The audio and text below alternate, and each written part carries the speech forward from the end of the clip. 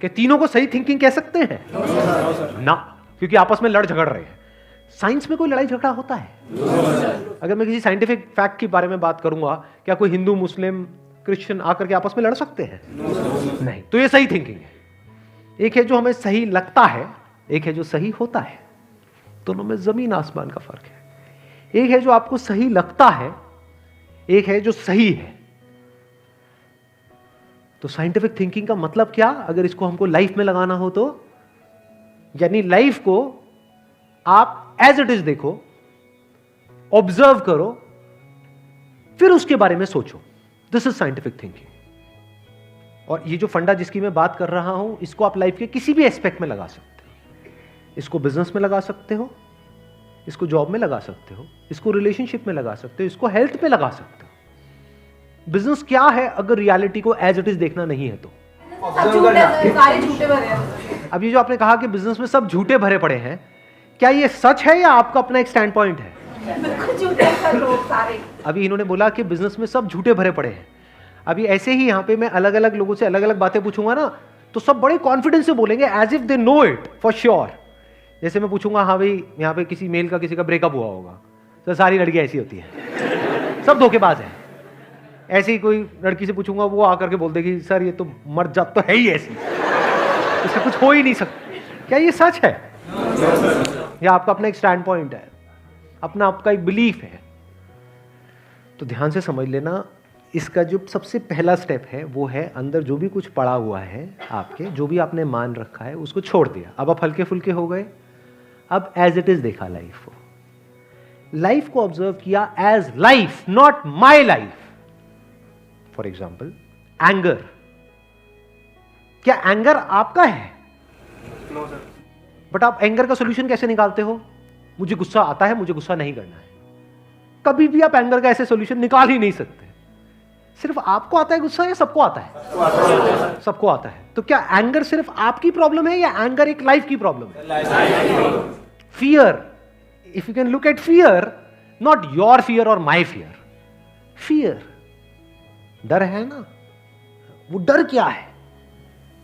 Can you look at it? इसको बोलते हैं साइंटिफिकली चीजों को देखना।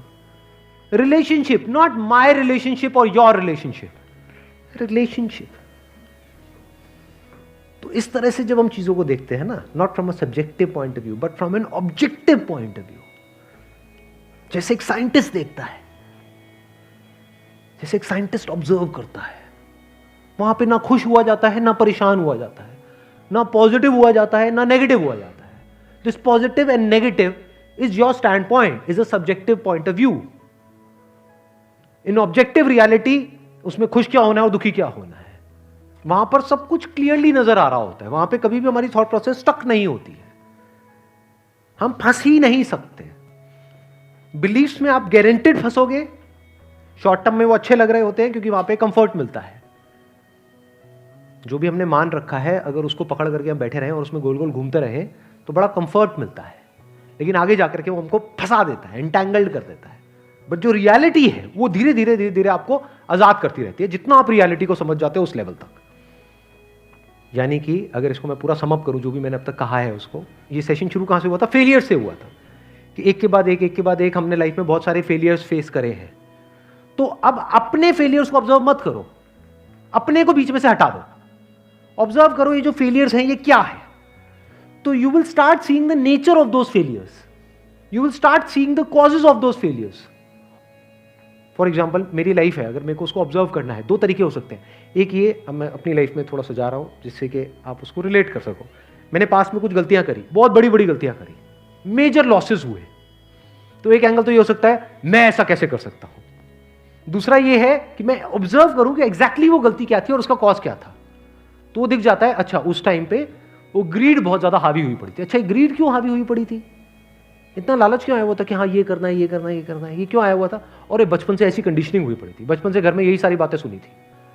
तो इसलिए I was acting out of that information जो मेरे अंदर फीडेड थी, and that was not correct information.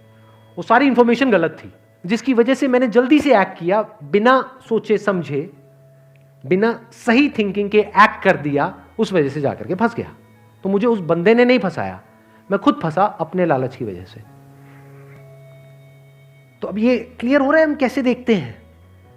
तो वंस वी सी दैट, तो अब मैं उससे पूरी तरह से फ्री हो गया, because I understood something which is very basic in life, जिसकी वजह से पूरी की पूरी लाइफ एक अलग ट्रैक पे निकल गई। क्या समझ आया? कि कभी भी ग्रीड से एक्ट नहीं करना है। अब इसको हम समझते हैं, कैसे समझते हैं? मॉरल साइंस की बुक से। वो सब बकवास है, ये लालच नहीं होना चाहिए, सबके अंदर लालच भरा पड़ा है। बट लालच हमको कैसे फंसाता है, इसको ऑब्जर्व किया अपनी गलतियों के बेस पर, और फिर समझ आया अच्छा ये होता है। लालच से ग्रोथ नहीं होती है। लालच से आप पैसा कमा सकते हो, बट उसको आप ग्रोथ नहीं कह सकते, क्योंकि आप डिग्रेड हो रहे हो, तो आप एक्चुअल में ग्रो नहीं कर रहे हो। एक्चुअल ग्रोथ में उसको कह सकता हूं जो होलिस्टिक ग्रोथ हो, उसको ग्रोथ बोल सकते हैं।